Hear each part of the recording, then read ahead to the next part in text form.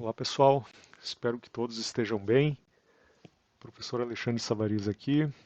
Conforme nós comentamos em algumas aulas anteriores da nossa disciplina de Banco de Dados 2, essa é uma aula gravada, né, a 10ª aula, e ela vai falar especificamente sobre a questão de indexação e índices, né, que são as estruturas correlatas a esse processo. Né? O objetivo aqui é a gente estender um pouco o nosso conhecimento estrutural, né, de projeto físico de banco de dados a partir do uso de estruturas que são muito importantes e arrisco até dizer, sem as quais é inviável você disponibilizar em produção qualquer banco de dados relacional ou mesmo não relacional, né, dadas as características e os benefícios, né, de se utilizar esse tipo de estrutura. Então, o que a gente vai fazer é seguir basicamente o roteiro que a gente costuma adotar nas aulas, né? A gente vai ver a parte de código e vai introduzindo a explicação, a parte teórica, né? A parte conceitual, conforme nós formos trabalhando com essas estruturas, tá? Então, antes de entrar no mérito do código, é importante dizer o seguinte: quando a gente trabalha com bancos de dados relacionais, e aí até independe da ferramenta, depende do software, né? A gente falar de MySQL, como nas nossas aulas, ou falar de Oracle, né? Ou falar de Postgres, ou falar de qualquer outro banco relacional, que é o nosso foco, nós obtivemos, ou podemos obter desempenho ou velocidade quando nós introduzimos ordem no nosso banco de dados, né? Quando existe ordem, existe a possibilidade de se obter um bom desempenho, de se obter velocidade com o que a gente está fazendo, né? Existe até uma analogia que é muito comum e é muito utilizada nas disciplinas de banco de dados, que remete ao uso do catálogo telefônico impresso, né? Muitos de vocês talvez nunca tenham visto um catálogo desses, né? Outros viram, como eu, né? E por que é relevante falar disso? Por que esse é um bom exemplo? O catálogo telefônico era a ferramenta que se tinha antes de nós termos a disseminação da internet, dos buscadores ou dos catálogos digitalizados, para você encontrar o número de telefone de uma pessoa, com base nas informações que ela fornecia no momento do cadastro ou de se tornar uma assinante de um telefone.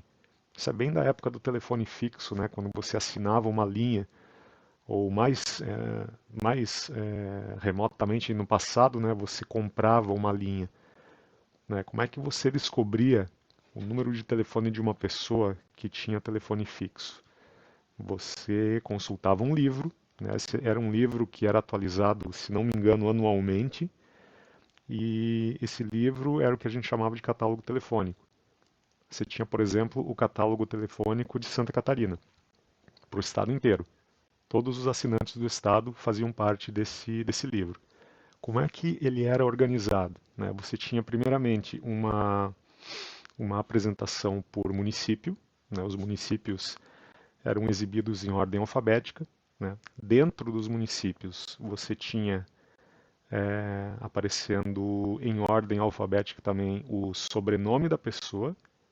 Depois disso você tinha em ordem alfabética dentro do sobrenome o nome, né? Porque se você tivesse pessoas com o mesmo sobrenome, a próxima ordenação seria pelo nome. E finalmente você chegava no número do telefone, né, daquela pessoa.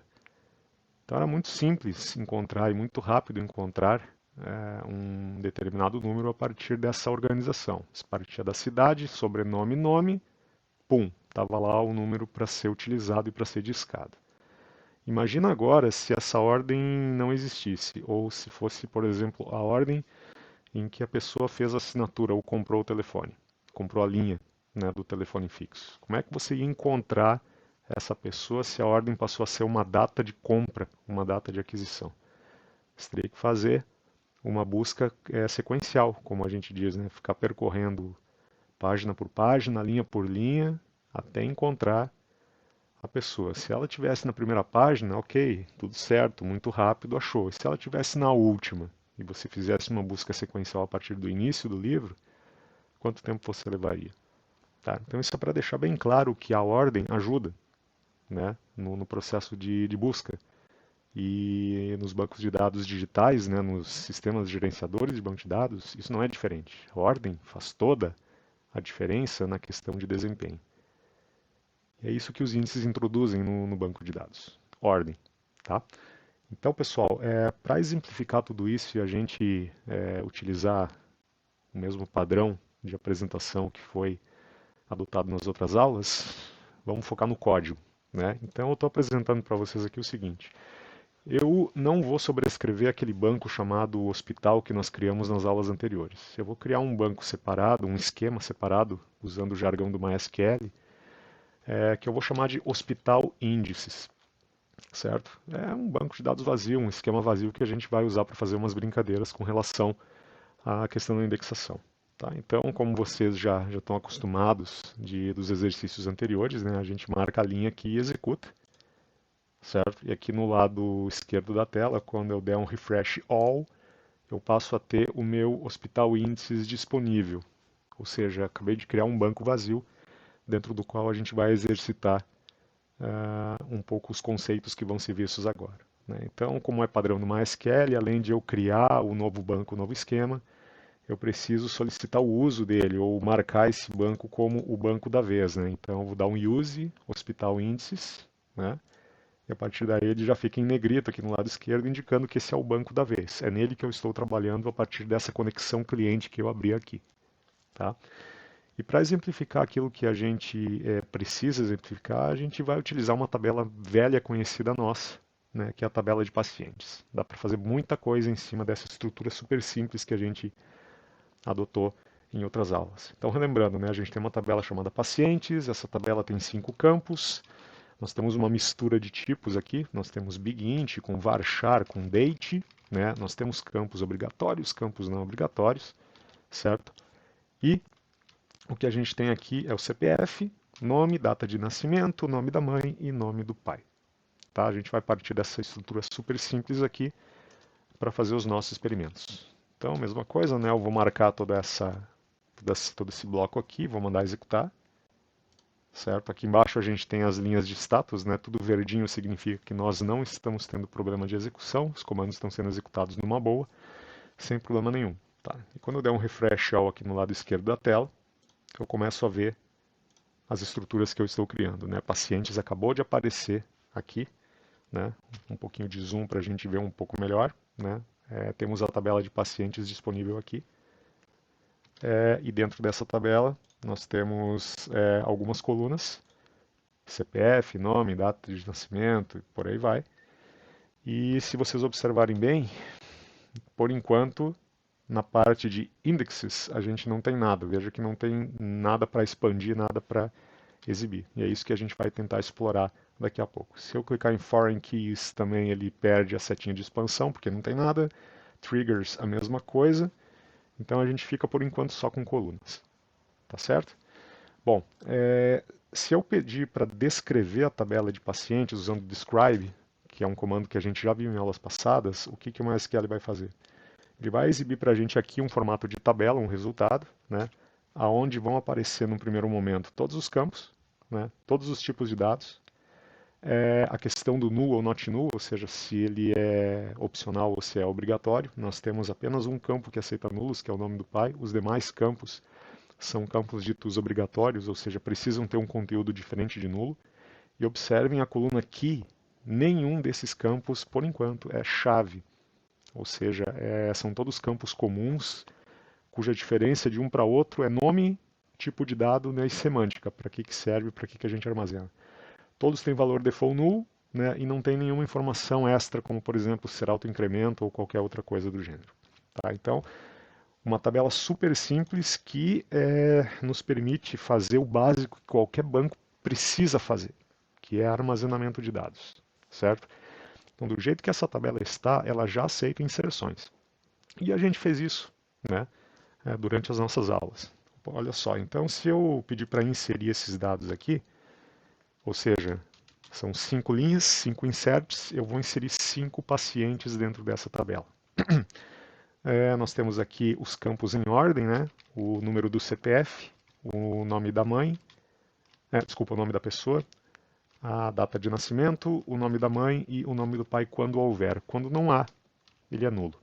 Então o que eu posso fazer? Eu posso selecionar todo esse conjunto de seleções aqui, de inserções aqui, e posso mandar rodar. Tá?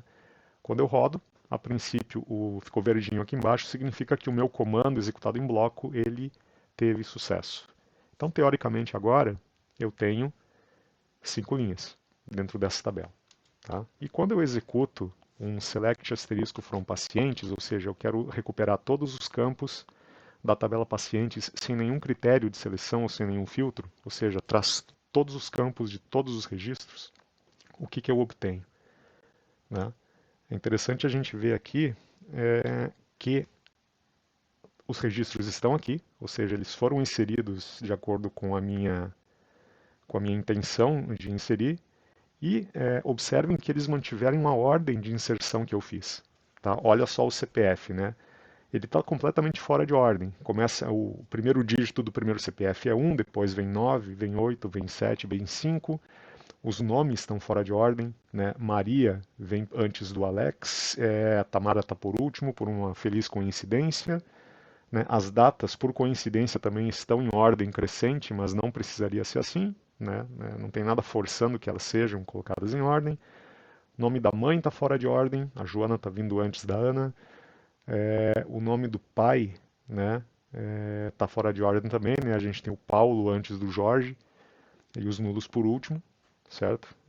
Então observem, não tem ordem. A única ordem que a gente tem aqui, até deixa eu reduzir um pouquinho aqui, se possível, é a seguinte, ó. A mesma ordem que eu usei para inserir aqui em cima é a ordem que os dados estão aqui embaixo. Certo? Se a gente pegar a ordem dos CPFs aqui, é a mesma ordem que eu enxergo aqui embaixo. E essa é a primeira lição que a gente tira daqui, certo? Bancos de dados são construídos para proceder com inserções sempre no final das tabelas. Né? Quando a gente faz um insert numa tabela, para onde vai aquele registro? Né? Ele vai para a primeira posição, que seria a primeira linha, ele vai para uma linha do meio ou ele vai no fim? Por uma questão de desempenho, né, ele vai para o fim.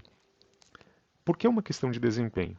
Né? Porque imagina só, a gente tem dezenas, centenas, milhares, milhões de registros em uma tabela e a gente insere um registro cuja posição seria o primeiro registro, seria a primeira linha dessa tabela. Quanto custaria para a gente abrir o arquivo onde ficam os dados dessa tabela, movermos os dados uma linha para baixo e inserirmos esse registro na primeira posição? Né? A gente pode fazer aqui uma analogia com um arquivo texto ordenado por linhas. Né? Seria mais ou menos a mesma coisa. Tá? Por questões didáticas, a gente pode fazer essa comparação. Na prática, funciona um pouco diferente disso, mas para a gente entender a problemática, o arquivo texto serve. Então, imagina você abrir um arquivo texto que tem dezenas, centenas, milhares ou até milhões de linhas, tu pegares, marcares todas essas linhas, dá um Ctrl C nisso, né, move uma linha para baixo e aí insere o registro na primeira posição. Quanto tempo leva para fazer isso? Dependendo do editor de texto, pode levar minutos, né, por conta dessa cópia para a memória que ele tem que fazer e da posição, né, que ele precisa liberar para inserir o registro. Então, imagina você fazer isso para dezenas ou centenas de operações acontecendo simultaneamente devido ao banco de dados estar sendo acessado por vários clientes ao mesmo tempo. Então, não é factível trabalhar dessa maneira. E por esse motivo, os bancos de dados, os SGBDs no geral, eles trabalham com inserção no fim, sempre. Então, fez um insert, o que acontece com aquela linha inserida? Ela é colocada no fim da tabela. Não interessa a ordem. Para ele, essa ordem de inserção naquele momento não importa. O que ele tem que garantir é desempenho, é velocidade. A inserção tem que acontecer rápido. E a forma mais rápida de fazer a inserção é jogar o registro no fim. Aí o que acontece com a alteração? Bom, aí depende de SGBD para SGBD. Vou falar do caso que eu conheço mais, que é o Postgres, né? Quando você faz um update no Postgres, o que, que o banco faz, o SGBD faz? Ele cancela o registro original que estava na tabela, ele marca ele como um registro excluído e inclui um novo no fim. Então ele faz uma troca, né?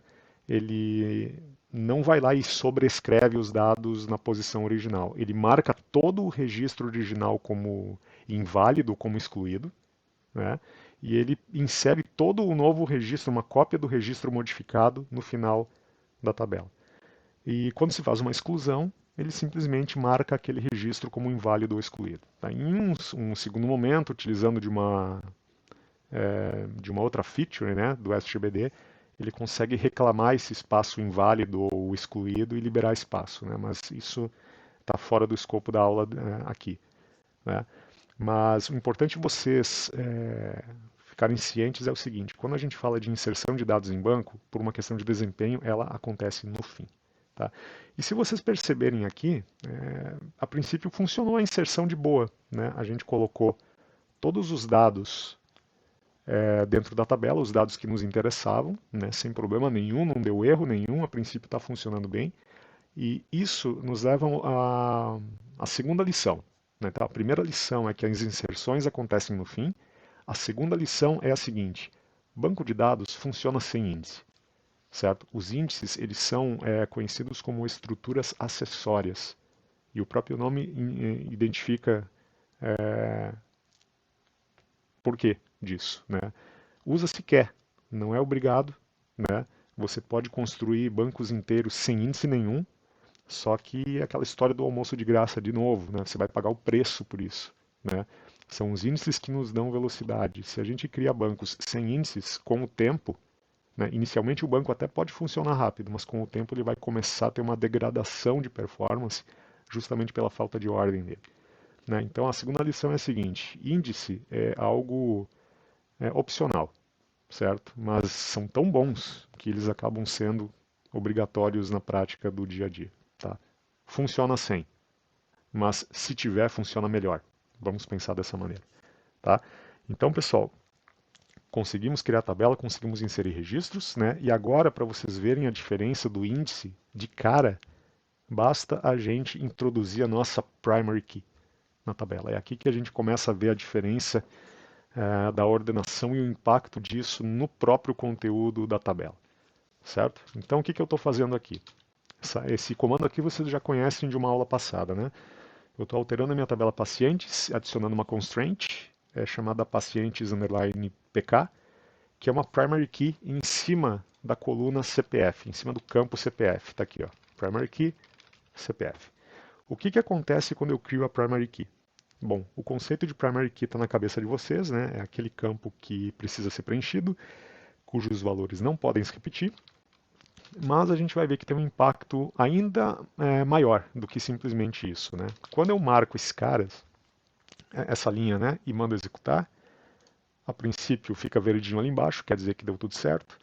Se eu der um refresh all aqui na minha tabela, eu vou ver que alguma coisa aconteceu, certo? Vou até colocar o zoom aqui para vocês perceberem o que aconteceu, né? Observa que indexes ganhou uma setinha aqui no lado que permite a expansão, tá? O que, que acontece quando eu clico nos indexes aqui? Ele abre e me diz o seguinte: opa, apareceu um index chamado primary. Tá? Aí vocês vão me dizer, bah, mas eu não mandei criar um índice, eu mandei criar uma chave, né? Uma chave primária.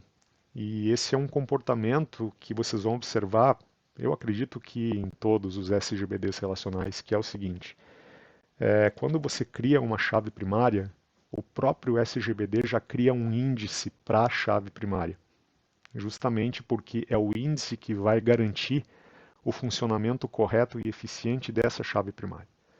Aí vocês vão me perguntar, como assim funcionamento correto e eficiente? Só a chave não funcionaria bem? Eu posso dizer para vocês que sim, funcionaria, tá? Só que ela seria lenta sem o índice. Por que seria lenta? Então vamos recapitular uma das características da chave primária. Ela não permite duplicidades. Ou seja, quando eu vou inserir um valor, se por acaso o mesmo valor já existe na tabela, o SGBD bloqueia a inserção com base na regra da chave primária. A pergunta é, como é que o SGBD sabe que aquele valor já existe na chave primária? Ele precisa ir até a tabela e procurar aquele valor, para verificar se ele já está disponível lá dentro ou, se não estiver, para que eu possa inseri-lo naquele momento. Ou seja, é como se ele fizesse um select na tabela pelo valor, procurando ou fazendo uma contagem, né, desse valor para ver se ele existe em pelo menos um registro. Uma seleção, pessoal, uma busca, né? E essa busca tem que ser rápida. Sem o índice, ele teria que passar registro por registro da tabela, comparando, já que está tudo fora de ordem mesmo, né? Como vocês viram, quando a gente insere, fica tudo fora de ordem mesmo. Isso levaria tempo demais, principalmente para tabelas que são muito grandes, né? Que tem muito conteúdo, que tem muitos registros. Então, por que o índice é legal aqui? E por que existir na chave primária é uma boa ideia sempre, né?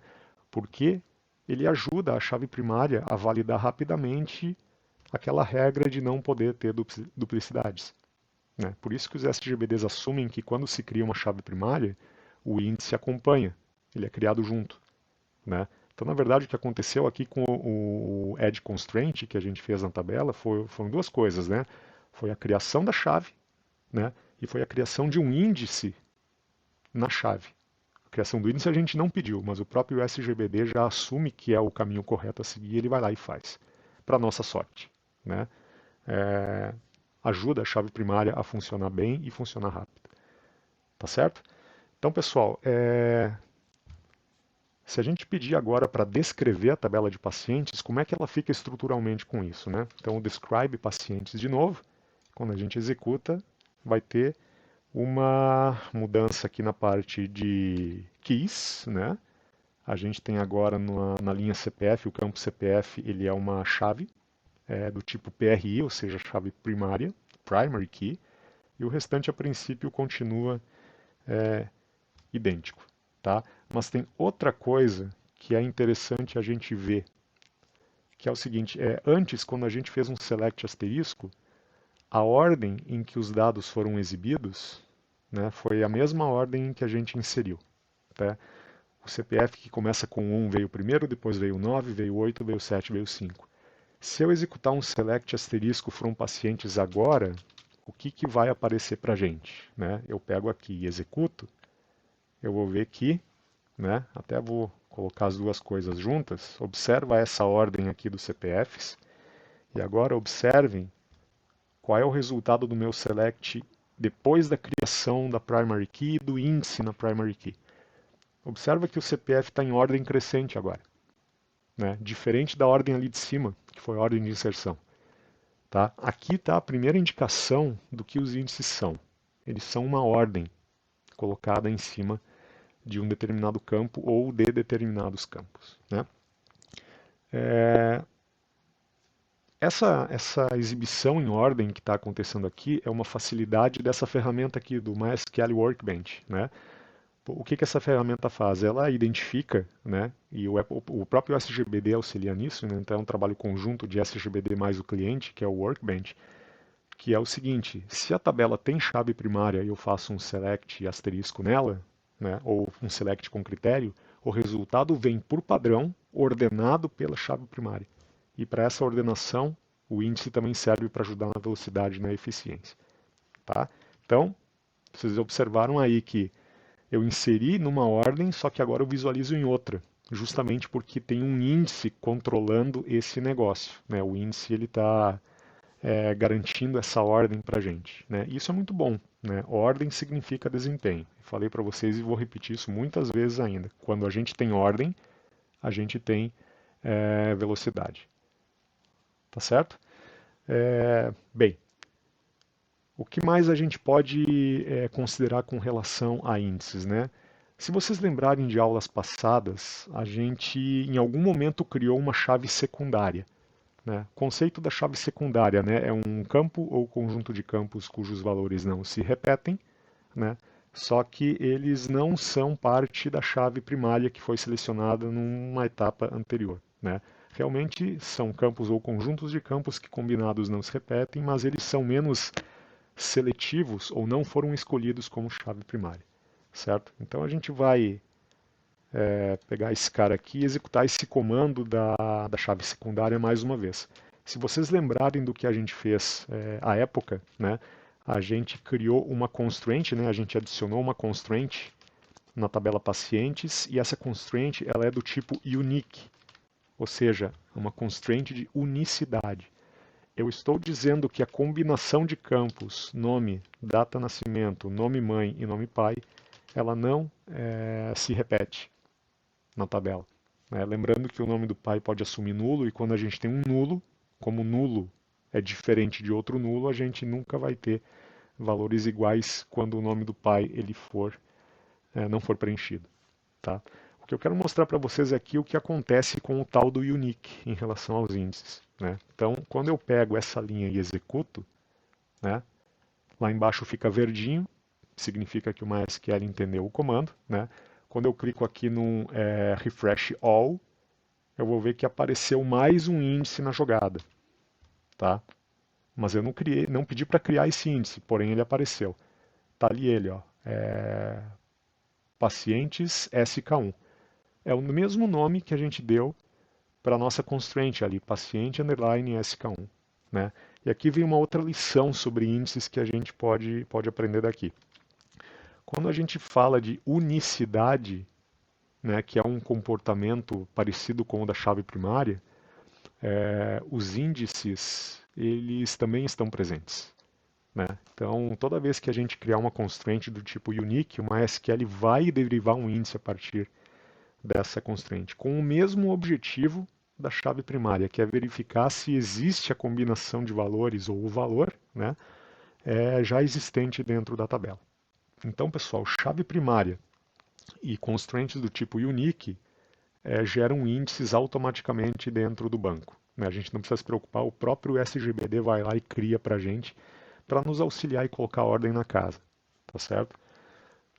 Bem, se eu pedir para descrever essa tabela agora, alguma coisa pode ter mudado. Né? Então, quando eu peço para fazer um describe na tabela, o que, que eu observo? Né? Acho até que a gente já fez esse comando em aulas passadas. A gente tem aqui que na primeira coluna da nossa constraint do tipo unique, que é a coluna nome, a gente tem agora na coluna aqui o valor mul, que é uma chave de múltiplos campos, né? Uma chave composta. E o MySQL Workbench mais o MySQL SGBD, eles fazem o quê? Eles exibem na primeira coluna da chave composta essa identificação. No caso, a primeira coluna é nome, e o tipo de chave que a gente tem é uma chave múltipla, né, de múltiplos campos que a compõem. A gente coloca isso no primeiro dos campos. E quando a gente vem aqui para o lado, a gente enxerga, né, que foi criado um índice para essa constraint também. Tá certo? Né? Se fizer um select asterisco from pacientes, a gente vai ver que os dados vão continuar sendo exibidos na ordem do CPF, certo? Porque a chave primária ela tem preferência na ordenação com relação às demais constraints. Afinal, ela é a chave primária, a principal chave da tabela. Então, quando a gente pede para selecionar os dados e exibir, o que a gente vai ver são os dados ordenados por ela, a não ser que a gente defina um outro critério. Tá certo? Então, pessoal, observa, até agora eu não pedi para criar índice, mas o SGBD foi lá e fez, justamente porque ele entende que nessas duas situações a criação do índice é uma boa ideia para as tabelas. Né? E a gente pode dizer muito obrigado, porque de fato é muito importante a gente ter esses índices criados justamente para validar essa questão da inserção de dados. Bom, aí começam a surgir alguns questionamentos do tipo, olha, se índice é tão bom assim, né? Por que, que a gente não pega e não cria um índice para cada campo das nossas tabelas e com isso o SGBD vai funcionar rápido em todas as situações, né? É uma ideia que, assim, eu confesso que quando eu comecei a trabalhar com banco de dados há muito tempo atrás, foi uma ideia que me ocorreu, né? Foi um questionamento natural. né? Se tem um negócio que funciona bem, por que que a gente não dissemina ele, não usa ele em tudo quanto é lugar? É justamente porque em algum momento tem um custo para isso, né? É o velho almoço de graça, né? Que não existe. Quando a gente cria índices numa tabela de banco de dados, esses índices é como se fossem tabelinhas menores, aonde ficam os dados organizados, né? Você tem que pensar o seguinte: a tabela original, por exemplo, aqui pacientes, o conteúdo dela continua fora de ordem, né? Isso não mudou. Mas existe uma tabelinha no lado, melhor, uma estrutura de dados no lado dela que coloca os dados dos campos indexados em ordem. Então aqui a gente tem o CPF, né? Então é como se existisse uma tabelinha chamada pacientes PK, onde os CPFs estão todos em ordem e eles apontam para a tabela original para dizer onde fica cada um daqueles CPFs. Todo índice que a gente cria é como se criasse, né, entre aspas, uma tabelinha dessas, né? Uma estrutura de dados como essa. E aí pensa no seguinte cenário: você tem aqui a tabela pacientes. A tabela pacientes ela tem 5 campos, né? Se nós criássemos um índice para cada um desses campos, né, quando fosse feita uma inserção de um novo paciente, além de inserir o registro na tabela pacientes, nós teríamos que sair inserindo o novo índice nessas 5 estruturas acessórias que acompanham o paciente. São 5 índices, né? Então nós teríamos 5 estruturas de dados acessórias. Então, no lugar de fazer uma inserção, a gente está fazendo 6, né? Embora essas estruturas acessórias não sejam tabelas, sejam outras coisas melhor otimizadas, a gente tem um custo aí. E se você pegar, essa é uma tabela simples, pegar uma tabela maior com 30 campos, 35 campos, que em sistemas de produção não é nada raro de acontecer, observa o peso que você está colocando nas inserções. E outra, quando você faz updates e deletes, essas estruturas também têm que ser atualizadas. Elas têm que acompanhar a tabela, né? Então, você tem um custo muito grande ao fazer isso, e esse custo ele vai ser repassado para as operações de inserção, atualização e exclusão. Tá? Isso não é legal, né? A ideia é a gente manter essas instruções muito leves e muito rápidas e resolver os selects, né, as seleções, a partir dos índices. Então, o uso dos índices, pessoal, é assim, é com parcimônia, né? É nos lugares certos, nas horas certas. Não é para tudo, não dá para generalizar e sair criando índice para qualquer coisa. Primeiro que consome espaço, né? Esses dados têm que estar gravados de forma ordenada em algum lugar, e isso acaba sendo o disco, né? E eventualmente eles nunca vão ser usados para responder a um select, como filtro para ordenação e nada. E aí você está usando aquele espaço para nada. Sem falar que a simples existência desse índice faz com que a inserção, atualização e exclusão demorem mais. Por isso que a gente tem que tomar cuidado e não sair criando loucamente os índices em qualquer lugar, né? Porque não faz sentido e traz um peso para a execução do SGBD e para o próprio banco que faz não valer a pena a gente adotar essa postura generalista. Tá certo? Bem,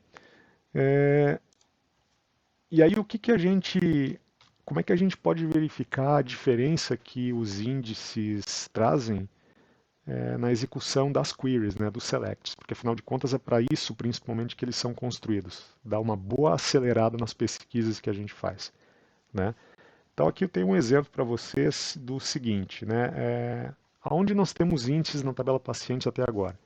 Nós temos índices no CPF, e nós temos um índice na combinação dos campos nome, data de nascimento, nome mãe e nome do pai, na combinação.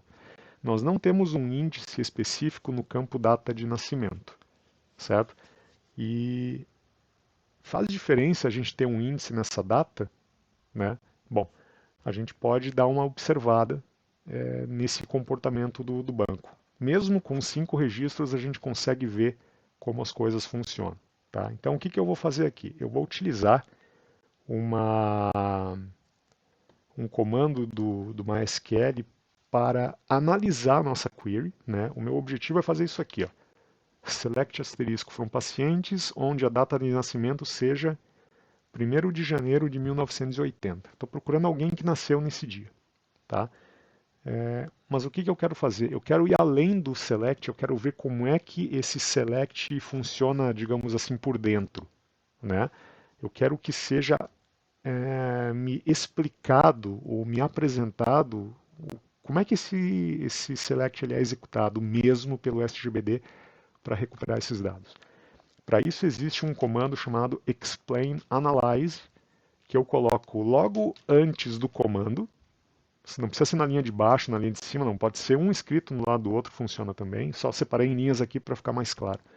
Então o que eu vou fazer aqui? Eu vou pedir para ele me explicar ou exibir, né, o comando select que eu vou executar em seguida e, como analyze, me mostrar algumas métricas de desempenho, custo, por exemplo. Quanto custa executar um select como esse para o banco? Né?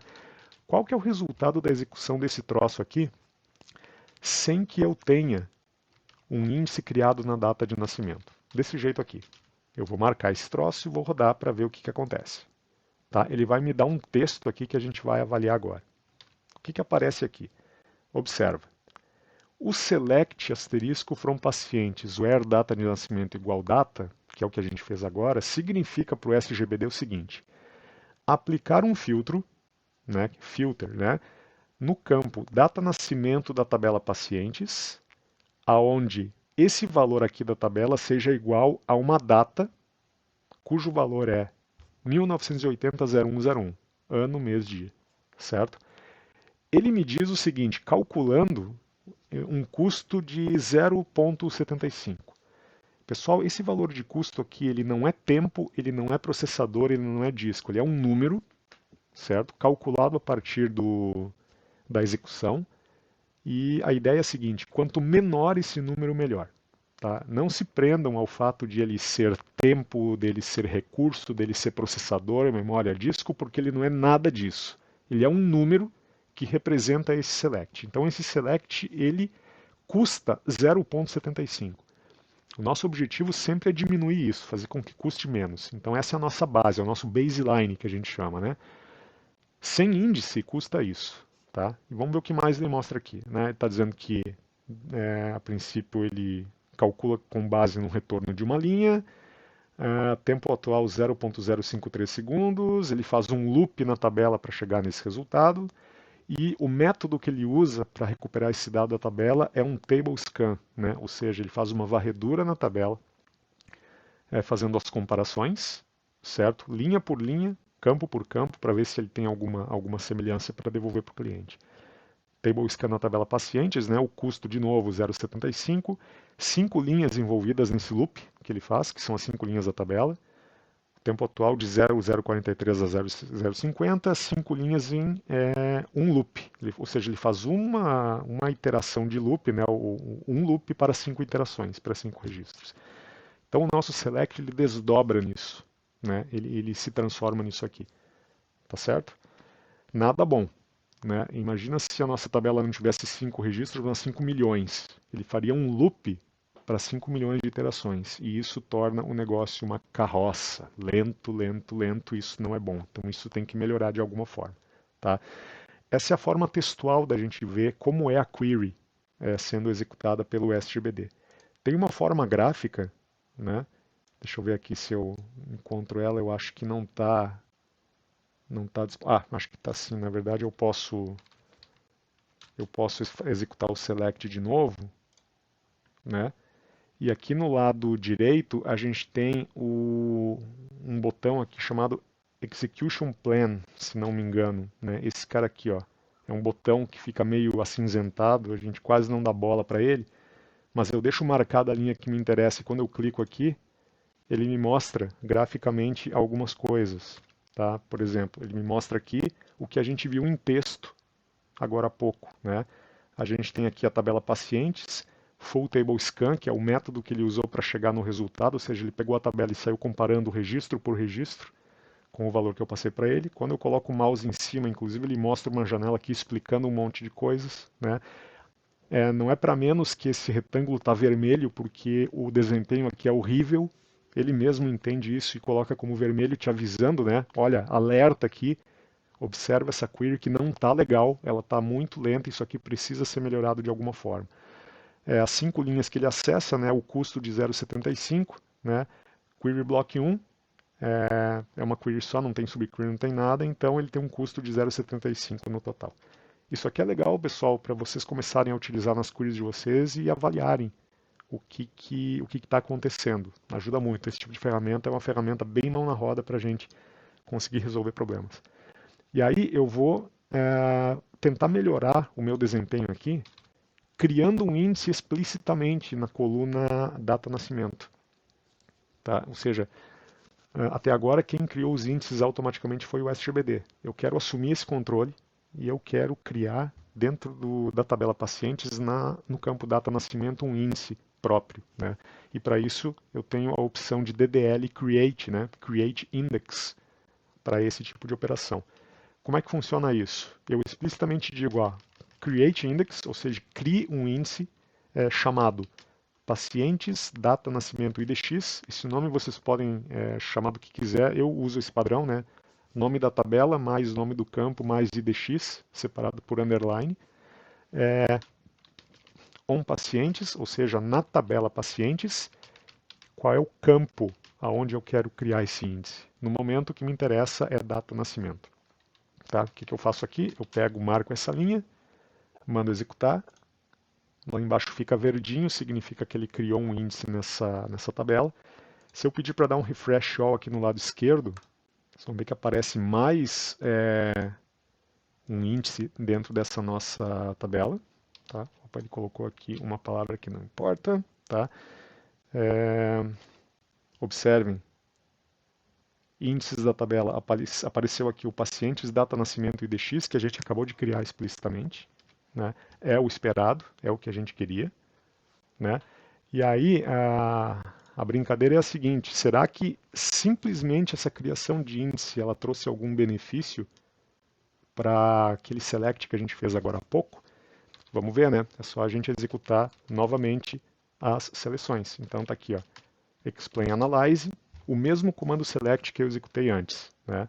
Com explain analyze, primeiro ele vai voltar na forma de texto, né? Então eu rodo aqui e aí vocês já vão ver que a gente tem uma mudança, tá? E essa é uma mudança expressiva. Observa aqui, ó. Antes era filter alguma coisa, né, na tabela pacientes e tal. Agora ele virou um index lookup. Index lookup é uma busca que o SGBD faz no índice, naquela estrutura de dados que a gente criou, né, ordenada. E pelo fato de ser ordenada, ele não precisa ficar passando por todo o conteúdo da estrutura. Ele é mais inteligente a ponto de buscar os dados em regiões dessa estrutura onde eles estão, né? Então a gente tem aqui um index lookup on pacientes, né, que é a nossa tabela, usando o índice que a gente acabou de criar, em cima da data de nascimento, né, e o critério que a gente já conhece, que é o ano, mês e dia, que nós definimos lá. Agora observa o custo. Se vocês lembrarem bem, antes da criação do índice, o custo era 0,75. Agora o custo passou a ser 0,35. É simplesmente menos da metade do tempo que a gente levaria para recuperar esse dado pelos meios convencionais, sem usar índice. Aqui com o índice a gente consegue obter, né, essa redução, e é uma redução, vamos dizer assim, expressiva para a simplicidade do que a gente fez, que foi executar um create index, né? Então, em cenários mais complexos, a gente pode chegar a resultados ainda melhores, mas aqui já é bem legal o resultado que a gente obteve, desculpa, é menos da metade do tempo, tá? E isso em qualquer execução de query, de select, precisa ser levado em conta, né? O tempo também baixou, né, 0.016, né, fazendo um loop, não encontrou nenhuma linha, então 0 raws que ele devolve para a gente. Não tem ninguém com essa data de nascimento, se eu bem me lembro, nos nossos dados. Tá certo? Então observa, pessoal, o resultado já foi bom, sem fazer muita coisa, só criando uma estrutura acessória, né? E como é que fica a representação gráfica disso, né? Aqueles retângulos coloridos que a gente viu agora há pouco, né? Posso pegar essa linha aqui do Select, executar de novo, e clicar aqui no Execution Plan, no lado direito da tela. Quando eu clico aqui, as cores já ficam diferentes. Isso é um bom sinal, já não é vermelho, né? Significa que a gente tem uma melhoria. Tá? Quando eu coloco a lupa em cima, a gente pode ver que ele faz o quê? Non-Unique Key Lookup, ou seja, ele faz uma busca numa chave que é um índice. Para ele, chave e índice, pelo menos no jargão do MySQL, a gente pode até considerar como sinônimos, né? Eu faço um lookup numa chave que não é única. Tá? A data de nascimento ela pode se repetir, então ela não tem um comportamento de chave primária nem de uma constraint unique. É um índice comum cujos valores podem se repetir. Então, apesar disso, a gente tem aqui um lookup eficiente, ele fica verde, né, com um custo de 0,35, né, e a parte de cima do query block acaba sendo a mesma coisa porque a query é exatamente a mesma. Tá? Mas é relevante, pessoal, observa, a gente saiu de um cenário vermelho, onde o vermelho indica que nós temos problema de desempenho, e fomos para um cenário verde, onde o verde indica que nós melhoramos esse desempenho para um desempenho pelo menos aceitável dentro daquilo que está sendo feito. Tá certo?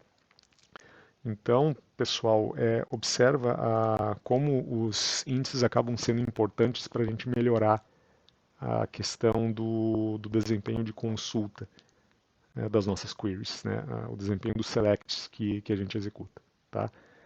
Então, uma última informação para vocês até irem atrás, pesquisarem por conta própria e começarem a se interar, é que eu falei que quando a gente cria um índice, ou quando o SGBD cria um índice na chave primária e nas constraints unique, ele armazena dados em estruturas acessórias.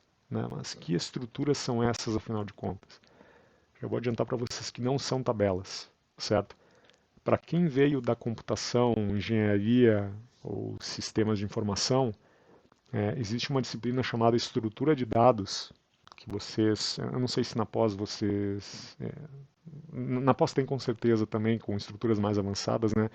Eu não sei se aqui na graduação vocês têm essa disciplina também, mas nessa disciplina se estudam estruturas que organizam os dados de forma hierárquica, né? E uma dessas estruturas é chamada de árvore.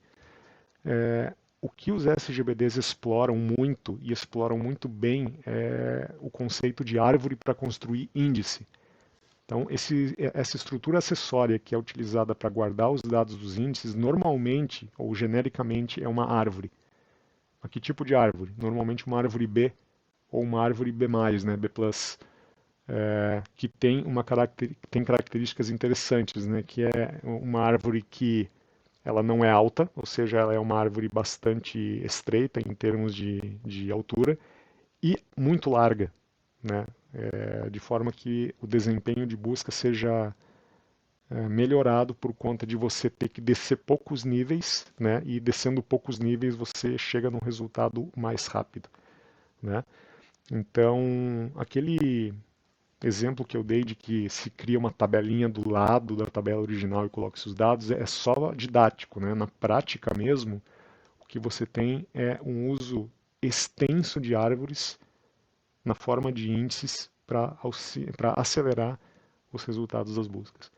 Tá certo? Então, estruturas de dados aqui são muito importantes, elas são a base da construção das árvores e os SGBDs eles implementam isso extensivamente, inclusive incorporam melhorias nos algoritmos originais dessas estruturas para deixá-las ainda mais eficientes para o que o banco se propõe a fazer. Né? No MySQL, a árvore B, ou B-tree, né, é o índice, vamos dizer assim, é o índice comum, né, que o SGBD assume quando cria os índices, certo? E o que acontece é que em outros SGBDs essa não é a única estrutura. Né? Então, por exemplo, quando você usa um PostgreSQL da vida, você tem condição de dizer que no momento da criação de um índice você não quer uma árvore B, você quer uma tabela hash, por exemplo, ou você quer um índice espacial, GIST ou GIN, né, que são outros tipos de algoritmos, né, e estruturas de dados para armazenamento. Então é uma parte bastante flexível e que permite a gente criar essas estruturas da melhor forma possível, né? Dependendo do tipo de acesso que a gente faz, né, talvez uma tabela hash seja melhor do que uma árvore, né? A árvore é utilizada como estrutura padrão porque ela é boa no geral, né? Ela dá resultados muito bons para qualquer tipo de busca que a gente faça, né? Por intervalo, né? Valores maiores ou iguais a um limite inferior e menores ou iguais a um limite superior. Né? Uma lista de valores, igualdade, diferença, ela performa muito bem. Ela dá bons resultados independente do tipo de select que a gente faça.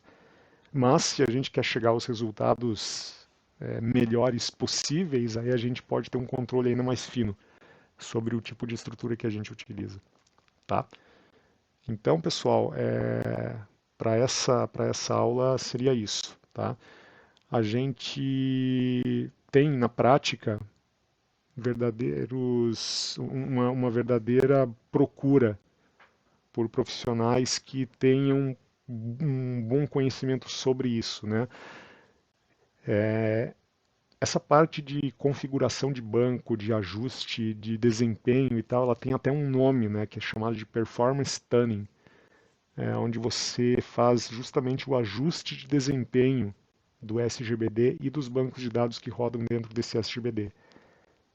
A Oracle, por exemplo, oferece curso específico de performance tuning, oferece certificação exclusiva de performance tuning, tal a importância desse troço na prática, né?